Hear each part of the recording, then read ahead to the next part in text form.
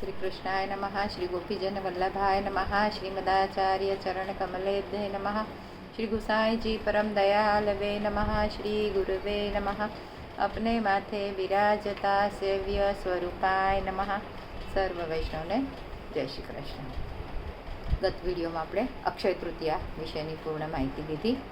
તેના પછીનો મુખ્ય ઉત્સવ આવે છે નરસિંહ જયંતી, એટલે કે વૈશાખ સુદ 14। તો જ્યારે ફાગણ વદ સાતમના દિવસે ઠાકોરજીએ સ્વયં ઈચ્છા પ્રગટ કરી હતી ગિરધરજી સામે કે મને આપના ઘરે સતઘરા મથુરા પધારવા છે।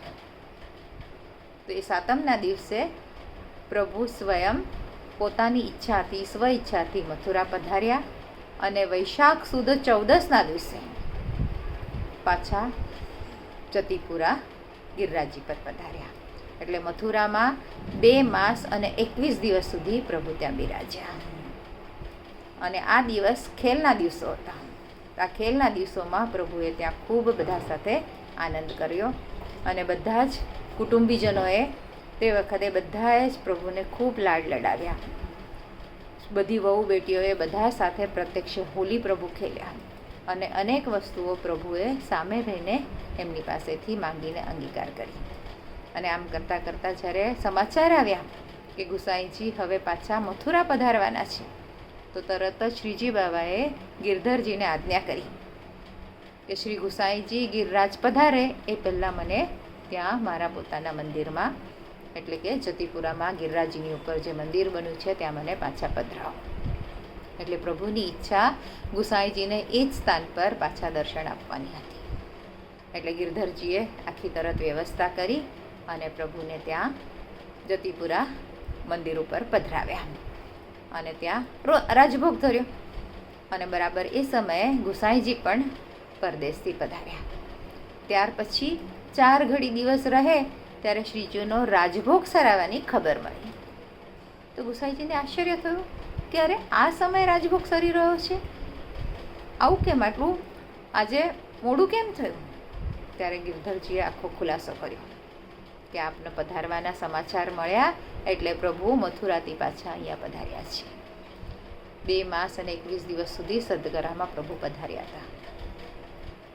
તો પ્રભુની પોતાના પ્રત્યે, એટલે કે ગુસાઈજીના પ્રત્યે જે અતુલ કૃપા હતી એ જોઈને ગુસાઈજી પણ એકદમ ભાવ વિભોર થઈ ગયા, રોમાંચિત થઈ ગયા।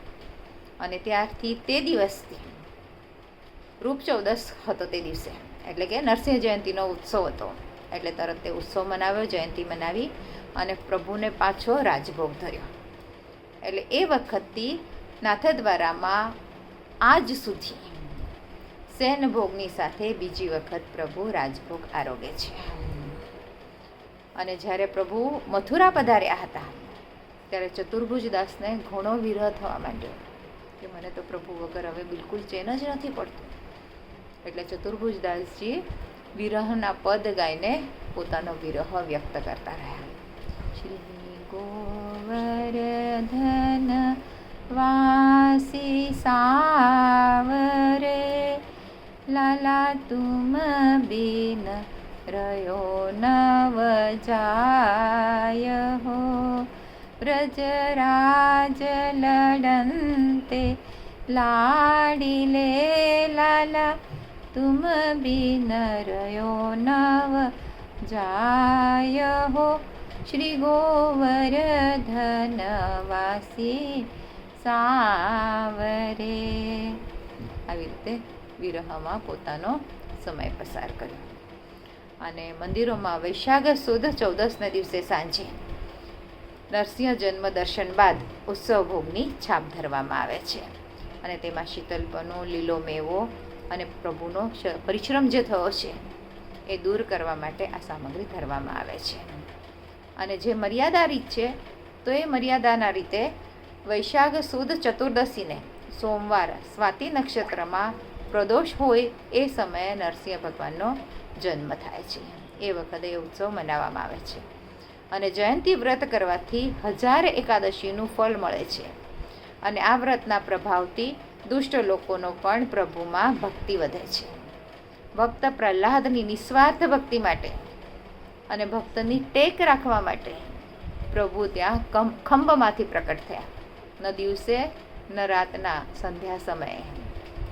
કેમ કે એ પ્રભુને પોતાના ભક્તની રક્ષા કરવાની હતી અને હિરણ્યકશ્યપને જે વરદાન આપેલું હતું એ રીતે પણ એનો વધ કરવાનો હતો. આવી રીતે પ્રભુએ ત્યાં પ્રકટ થઈને પોતાના ભક્તને ચરણ શરણ આપ્યું. અને નરસિંહ સ્વરૂપ